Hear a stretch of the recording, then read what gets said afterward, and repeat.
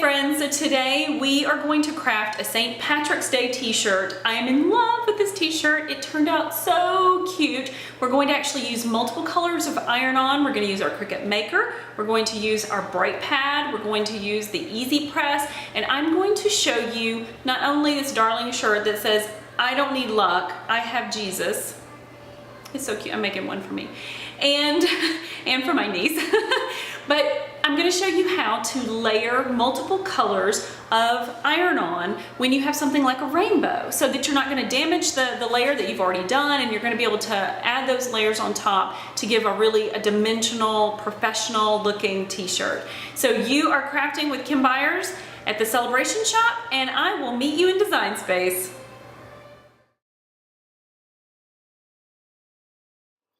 In Design Space, I went in and just grabbed some elements that I really liked. I went into images, I searched Jesus, I found this lettering that was already put together. I also found this rainbow, which I thought was really darling, and a 4-leaf clover.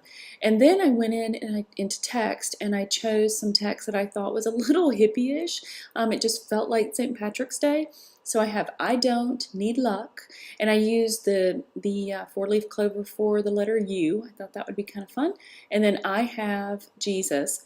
And so this project is actually going to have 4 different colors of iron-on, and we're going to be using everyday iron-on. So everyday is flexible, and it's not, I thought about using glitter, but I wanted the shirt to be very flexible and sort of just carefree, and so I'm going to use all everyday iron-on. Now we are going to be layering a couple of different colors. So if you look over at the rainbow, you'll see that the rainbow, like the heart and the background of the rainbow that's pink here, that's all one cut. And so I'm going to be putting the yellow and the blue on top of that. Now if you're using everyday like I am, you're not going to have any problem with layering these. You can also layer glitter on top of everyday, but you cannot put the everyday iron-on top of glitter. It just won't adhere. So just kind of keep that in the back of your mind when you're picking your colors. Okay, so I don't need luck, I have Jesus. And whenever we send this over to the mat, I want my lettering to stay together. So it's just going to be easier. I'm not going to lose much space on my mat or much material. It's going to be easier to weed and then put it onto my shirt with all the spacing already done. So what I'm going to do is I'm going to take "I don't need luck" and my shamrock, and I'm going to attach those so that now they're one piece and they're not going to move when they hit the mat. And then I'm going to take "I have" and Jesus, and I don't want my rainbow, but I'm going to take "I have Jesus" and I'm going to attach those as well. And then when it sorts it into the mat, it's going to bring this yellow onto the "I have Jesus, but we can easily cut that out, weed that and put it into the right place. Okay, so the last thing that you need to do before you send this over to your mat is measure your t-shirt and see how big it needs to be. So for me, my t-shirt is 14 inches across, and I actually put, you can do this, I put from shapes, I put a square in, and what I like to do is to sort of put that square in to show how large my t-shirt is. And so this one I have at 13.7 because it's 14 inches, but that goes all the way to the seam. So I wanted to see how big this was going to be on the face of my t-shirt. So I did 13.7. Okay, so now I've made sure that it's centered and everything's pretty proportionate, and I like for my designs to have a good bit of room on either side. And so this one, if I click off of my square for my fake t-shirt and I hit select all, it's going to tell me exactly how big this entire design is. So 8.5 inches, and I like mine to be between 8 and 9. So for this one, it's going to be 8.5 inches wide. Okay, so I think we're ready to send it to Matt. Okay, so you see how it's pulled "I have Jesus" in exactly as I want it to line up and cut. Now this piece is my rainbow element, and so it's going to end up being down here, once we get that onto the shirt. And then "I don't need luck," and everything's all lined up, and then I have my blue and my pink. So let's take it to the craft table. Okay, so on the craft table today, I have my Cricut Maker, I have my EasyPress, I have a clear ruler, I have my weeding tool, I have 3 different kinds or 3 different colors of iron-on. And so what I'm going to do is I'm going to use this pink and the yellow from this neon glow sticks sampler, and then I'm going to use the green from, this is an apple green, and then I'm going to use this blue, and I have a white t-shirt and a standard mat. So now that we've gone over all of our materials on the craft table, now we're back in Design Space, and we're going to start with our green mat. So the most important thing when you're doing an iron-on project that you must do at this stage is you must mirror your design. So iron-on has a protective backer to it. And actually we cut the design out backwards so that when you flip it over onto your fabric, that protective backer is on top. And so that will allow you to use your EasyPress and to put this design onto your fabric and not damage your letters at all. So always mirror. And so now you see that it's flipped, and we're going to select continue. And at this point, this is when you're going to connect your machine. So I am using my Cricut Maker, and so it's finding my machine. And once it's found my machine, I'm going to get to select my material. So I have several that I've identified as my favorites, and that's what this little star is here. And so if you look on, I have glitter iron-on, foil iron-on, and I have everyday iron-on. If you don't have these already in your favorites, you can go to Browse All Materials, and it's going to give you a very massive list of materials for you to choose from. But we're going to use everyday. So it's going to automatically set your default pressure for your machine. It's going to tell you what blades you need to have in your machine. Now this is just your fine point, which actually comes with your maker.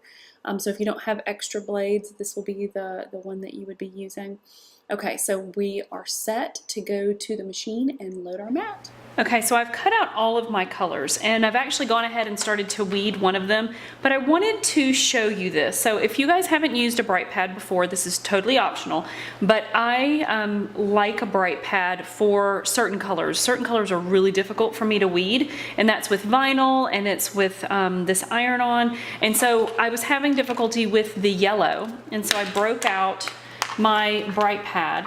And so what you can do is if you flip it over and you get your weeding tool, when you get close on it, I can actually see the lines.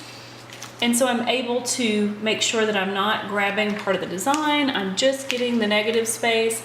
And some of these, like within these letters, this area is very small. And so you don't want to rip the letter because that will be really obvious on your final t-shirt. So the A is going to have something in it. If I can snag that. And then our E.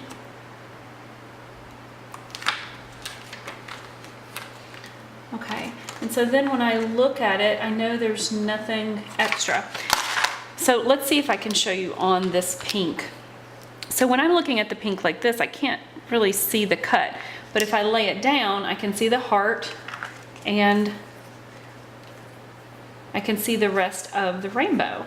So if I pull on that negative space using my bright pad, I can pull just outside of all the cut lines, and it's so much simpler. And then once I get it to the edge, I will use my scissors and get underneath it and cut it. Might not have to. Oh, there we go. I'll just be able to peel that off. So for me, a bright pad is essential when I'm working on difficult to see colors, or if I'm working on small projects, things with a lot of very small cuts. We'll go ahead and weed out the rest of this and start lining it up on the t-shirt. Now that all of the colors are weeded, my next most important thing that we need to do is to measure, because we want to make sure that our design is perfectly centered in our shirt. And so what I've done is I've gone ahead and taken the green and put it, I measured both sides. Basically what you want to do is take the longest edge of your design and then make sure that they are exactly the same distance, so 3 inches. and 3 inches from either side of the shirt. And then of course bringing it down as far as you want it to be from the neckline. So now that we have this piece on, I'm thinking we'll go ahead and heat press or EasyPress this onto the shirt, and then we will place the rest of our items. So what you want to do is grab your EasyPress and look at the quick reference guide, and since this is a poly blend shirt, we're going to set our temperature to 315. Okay, so I have my t-shirt on my EasyPress mat, and I have my EasyPress heated to the right temperature. We're going to do the front side for 30 seconds, and then we're going to flip it over and do the back side for 15 seconds. That's really important, guys. Do not forget to flip these over and do the remaining temperature on the back side. Okay, so let's go ahead and pick up this machine, and I am using the largest EasyPress because I wanted to do this entire project or this entire width at one time. Actually, you could have done the entire project most likely at one time, but I like to do them in pieces just in case anything goes wrong. Okay, so gentle pressure for 30 seconds and then we'll flip. Okay, everything's looking good. Flip it over. Make sure there's no wrinkles or anything. And then I'm going to actually pick up my EasyPress, going to hit the timer and take it down to 15 seconds. Okay, so now we'll place it on, hit go, and again, gentle pressure. Here we go. Let's pull this away while it's warm. Some materials you have to pull them away while they're cold, and that's foil, I know is one, but this one you want to pull away while it's warm, not hot, so give it a couple of seconds, but then we'll start pulling it away. And if you see any problems, just put the protective cover back on and press it again. And you should always pull at an angle and go slow.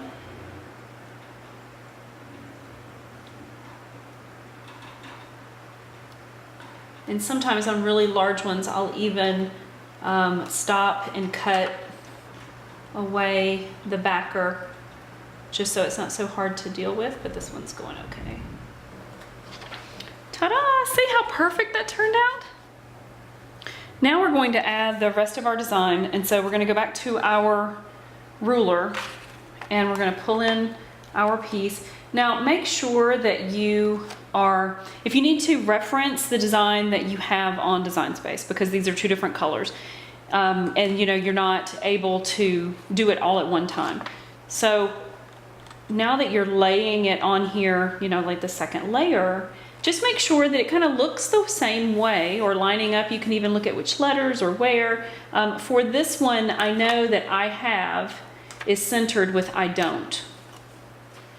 And then everything else should fall in place around that. And then you also want to pay attention to how much distance is between your tallest and shortest letter. Okay, so we're going to line that up.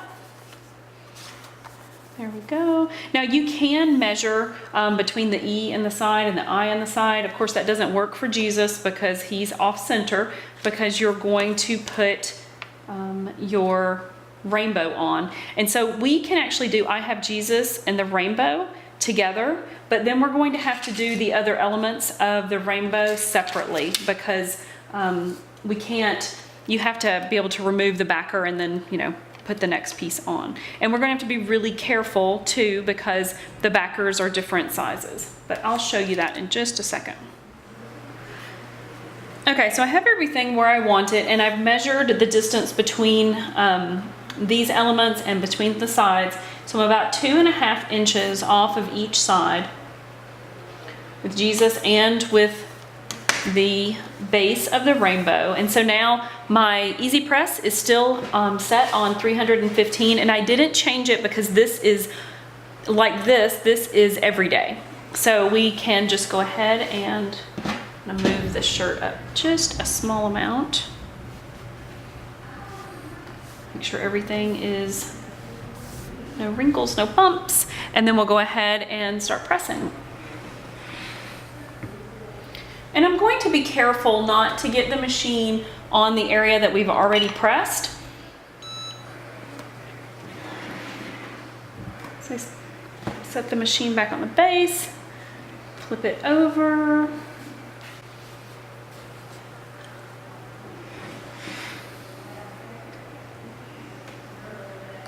Okay. So now we're going to layer on the next elements for the rainbow.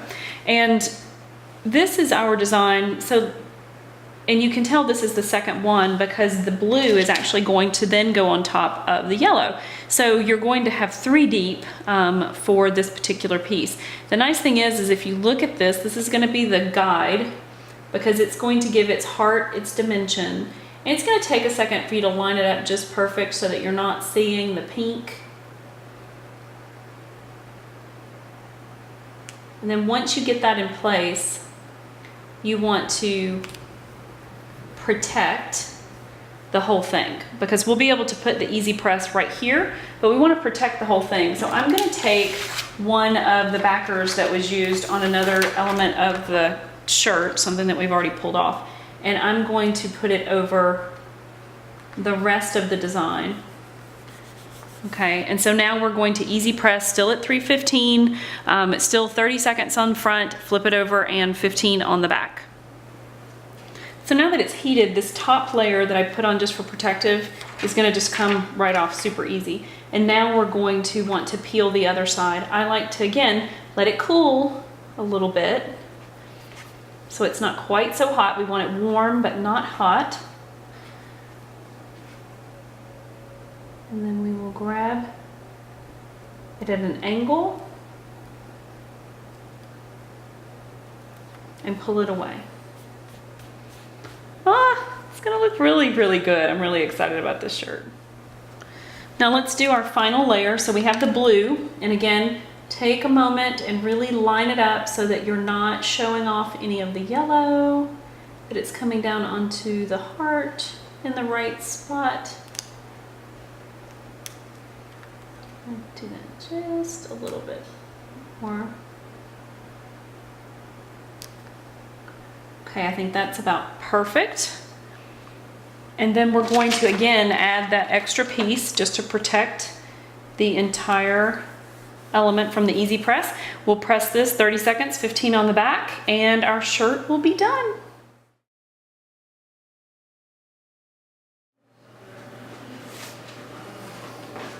Okay, so I hope you enjoyed crafting that t-shirt as much as I did, and I hope you'll hop down below in the description and get some of our other Christian cut files. Make sure you hit the subscribe button, please, and ring the bell so you don't miss any of the future videos. I thank you so much for watching, and I'll see you next time.